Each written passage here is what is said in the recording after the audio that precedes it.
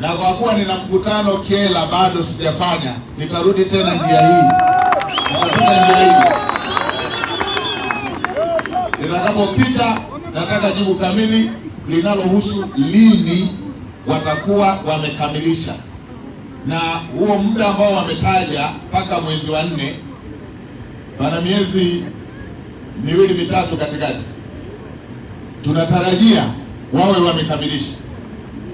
Lakini hivyo hivyo na upande wa barabara ya Geigei iko kwenye usanifu, na yenyewe hii meneja tuambie inamalizika lini?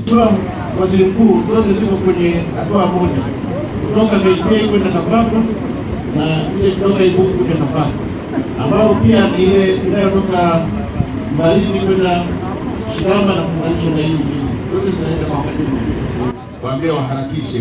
Siku hizi si kompyuta tu inakutajia mlima huko wapi, wapi pana mfereji, wapi pana mteremko.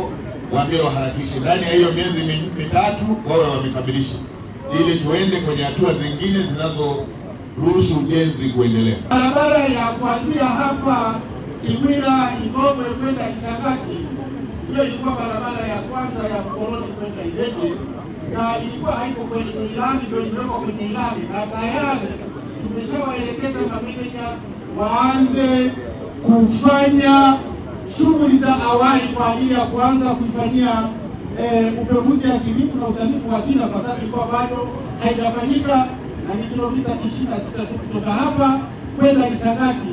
Na kwa barabara ya Mbalizi kuja Isangati kwenda Ileje, tayari mkandarasi yuko site akiwa anasanifu. Kwa hiyo tutakuwa tumesha kupunguza sana njia kutoka huko kwenda kiwanja cha ndege pale Songwe. Kwa hiyo tuhakikishe tayari uko kwenye mpango. Lakini kuhusu barabara ya Kimo Ikuti Imungu Kafafa inakwenda makao makuu ya wilaya ya Ileje, tunapoongea sasa hivi iko kwenye usanifu, ambapo huyu anayefanya usanifu ndio anayefanya pia barabara ya kutoka Mbalizi Isangati kwenda Shigamba. Kwa hiyo tukishakamilisha usanifu ndio tutaanza sasa kuijenga kwa kiwango cha lami. Lakini Mheshimiwa Waziri Mkuu, pia Mheshimiwa wabunge, jambo likishafanyika hiyo inakuwa sio ajenda. Lazima nikiri kwamba kulikuwa na barabara ambayo ilikuwa na changamoto kubwa ya kutoka Katumba kwenda Lupaso, mkandarasi huko site anafanya kazi. Tulikuwa na kipande kingine cha kutoka Mbambo kwenda Kibanga, mkandarasi alikuwa hajalipwa fedha ya awali. Tunapoongea ameshalipwa, kwa hiyo muda wowote ataanza kufanya kazi.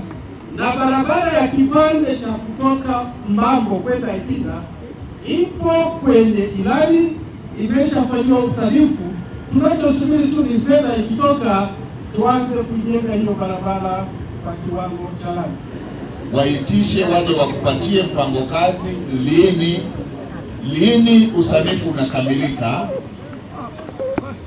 lini wanaanza taratibu za manunuzi za kukamilisha kumpata mkandarasi wa kujenga hii barabara ya muhimu ambayo wananchi waliahidiwa kwenye kupitia ilani ya uchaguzi, na Daktari Samia Suluhu Hassan alishawahakikishia kwamba watapata barabara hiyo ili waweze kujiletea maendeleo.